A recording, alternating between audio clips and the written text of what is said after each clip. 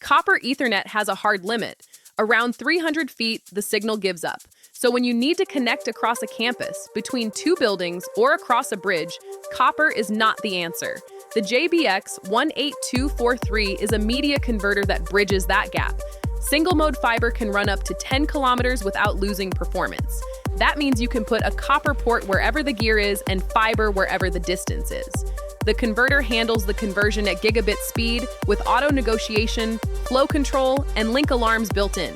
The network sees a regular gigabit copper port on either end. This is the bundled version, so it ships with a gigabit single-mode SFP already included, along with a US power adapter. You plug it in, drop in the fiber, and the link comes up. A typical deployment uses two of these, one at each end of the fiber run.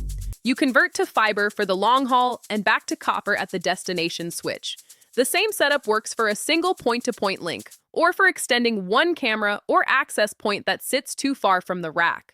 For long-range security cameras especially, anything past 300 feet of cable distance, this is the cleanest path to get there. Campus, parking garage, retail backroom, outdoor venue. Wherever the fiber goes, the copper port follows. JBX18243. Free shipping at CableRack.com.